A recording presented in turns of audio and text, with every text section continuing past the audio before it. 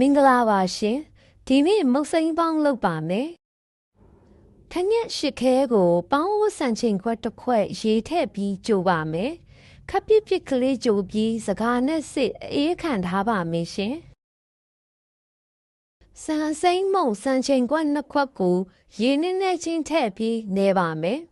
မုံသားကိုလက်နဲ့ဆုပ်လိုက်ရင်ခဲသွားပြီးပြန်ချေလို့ရတဲ့အနေထားဆိုရပါပြီရှင်ရလာတဲ့ဆန်မုံကိုစကားချပါမယ်။စကားချထားပြီးတဲ့ဆန်မုံကိုစလုံးတစ်ခုတည်းထည့်ပြီးပိတ်ပါအုပ်ပေါင်းပါမယ်။မိနစ်20ခန့်ပေါင်းပြီးရင်ရလာတဲ့မုံသားကိုစလုံးတစ်ခုတည်းထည့်ပါမယ်။မုံသား3ပုံတစ်ပုံကိုအုံတို့အလွှာလို့ဖို့ဖယ်ထားပါမယ်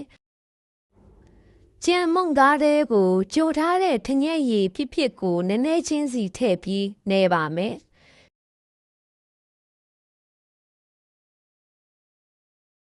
ဆန်သားလေးတွေဆိုပြီးဖွာနေတဲ့အနေထားဆိုရပါပြီ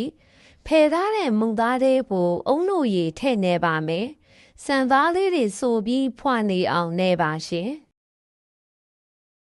မုံစိမ်းမောင်းပေါင်းမဲ့ဖန်အိုးလေးကိုစီတုပ်ပါမယ်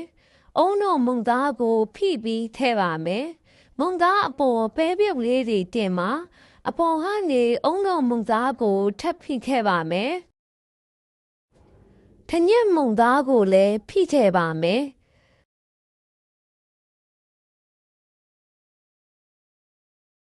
ဖန်အိုးကိုပေါင်းစကားပေါ်တင်ပြီးပိတ်ပါလေးဖုံးမိနစ်40ခန့်ပေါင်းပါမယ်ရှင်အခုဆိုရင်တော့အရသာရှိတဲ့မုတ်စိမ်းပေါင်းကိုနှမ်းထောင်အုံသီးဖြူပြီးသုံးဆောင်လို့ရပါပြီရှင်အဆုံးထိကြည့်ပေးလို့ကျေးဇူးပါနော်